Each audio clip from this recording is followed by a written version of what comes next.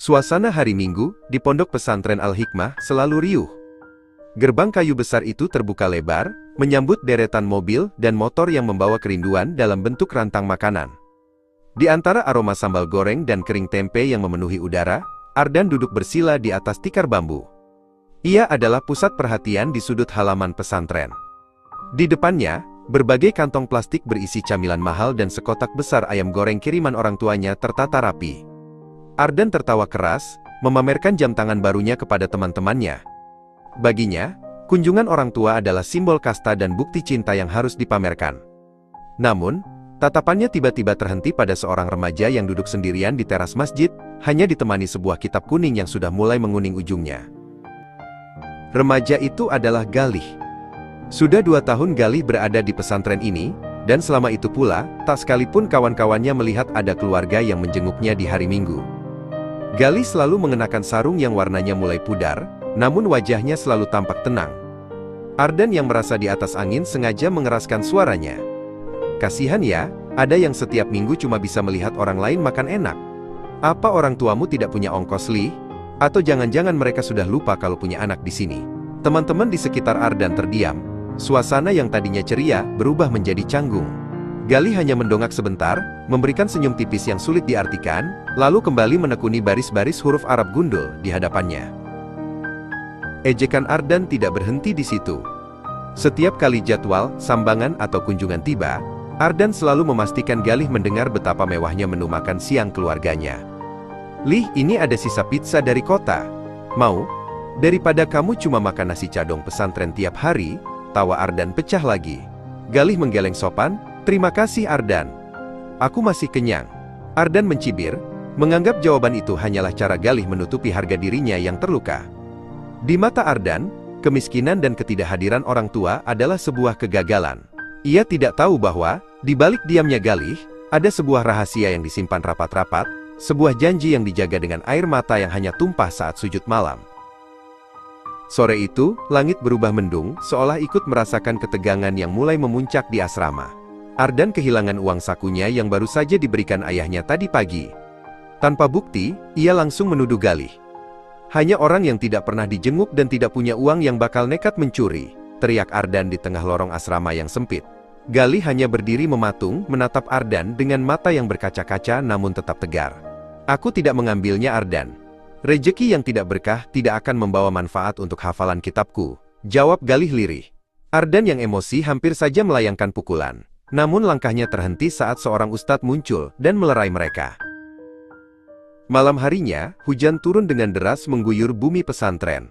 Ardan yang masih merasa kesal, tidak bisa tidur. Ia berjalan menuju arah dapur, karena merasa haus. Namun, langkahnya terhenti di dekat gerbang belakang yang berbatasan dengan pasar sayur. Di sana, di bawah lampu jalan yang temaram, dan terlindung di bawah terpal plastik yang bocor, ia melihat sosok yang sangat ia kenal. Galih berdiri di sana, mengabaikan udara dingin yang menusuk tulang. Ia tidak sendirian. Di hadapannya berdiri seorang pria tua dengan pakaian yang sangat lusuh, basah kuyup, dan memikul sebuah karung yang tampak berat. Pria itu adalah Pak Surya, ayah Galih yang selama ini dianggap Ardan tidak pernah peduli. Ardan bersembunyi di balik pilar bangunan dapur, mengamati dalam diam. Ia melihat Pak Surya merogoh saku celananya yang penuh tambalan, mengeluarkan selembar uang 10.000 yang sudah sangat kumal dan lecek. Maafkan Bapak nak, minggu ini Bapak hanya bisa mengantar beras untuk Kiai, dan ini sedikit uang untukmu. Bapak tidak berani masuk lewat gerbang depan, Bapak malu kalau teman-temanmu melihat Bapak yang kotor begini, bisik Pak Surya, dengan suara parau yang tertiup angin malam. Air mata Ardan tiba-tiba jatuh tanpa permisi. Kesombongan yang selama ini, ia bangun runtuh seketika. Ia baru menyadari bahwa selama ini Pak Surya selalu datang setiap minggu, namun hanya melalui pintu belakang, agar tidak mempermalukan anaknya. Galih memegang tangan ayahnya dengan erat, tidak membiarkan pria tua itu pergi begitu saja. Bapak jangan bicara begitu, Galih tidak pernah malu punya bapak. Galih justru malu karena belum bisa membalas keringat bapak, ucap Galih sambil mencium tangan ayahnya berkali-kali. Pak Surya mengusap kepala Galih dengan lembut, sebuah sentuhan yang lebih berharga daripada semua kiriman mewah yang pernah diterima Ardan. Galih menyerahkan kembali uang itu ke tangan ayahnya. Bawa pulang saja untuk obat ibu Pak. Di sini Galih sudah cukup makan. Kiai sering memberi Galih tugas di perpustakaan, dan memberi imbalan makanan. Di balik pilar, Dada Ardan terasa sesak melihat pemandangan itu. Ardan kembali ke kamarnya dengan langkah gontai. Ia menemukan uangnya yang hilang terselip di bawah bantalnya sendiri, ternyata jatuh saat ia merapikan tempat tidur tadi sore. Rasa bersalah menghujam jantungnya lebih dalam daripada sembilu. Ia teringat kata-kata pedasnya, tawa mengejeknya, dan sikap sombongnya selama ini. Ia melihat ke arah ranjang galih yang kosong karena temannya itu masih berada di gerbang belakang. Ardan menyadari bahwa cinta sejati tidak selalu datang dengan kebisingan dan pameran harta. Cinta sejati seringkali bekerja dalam sunyi, berkorban tanpa suara, dan menempuh jarak berkilo-kilometer dengan kaki telanjang demi sebuah doa keberhasilan. Keesokan harinya, saat waktu sarapan tiba, Ardan menghampiri Galih di meja panjang ruang makan. Semua santri menatap mereka dengan tegang, menyangka akan ada keributan lagi. Namun, di luar dugaan, Ardan meletakkan seluruh kotak makanannya di depan Galih. Ia kemudian bersimpuh di lantai, memegang tangan Galih dengan tulus. "Lih, maafkan aku. Aku adalah orang paling bodoh dan sombong di pondok ini. Aku salah menilaimu, dan aku salah menuduhmu," ucap Ardan dengan suara bergetar.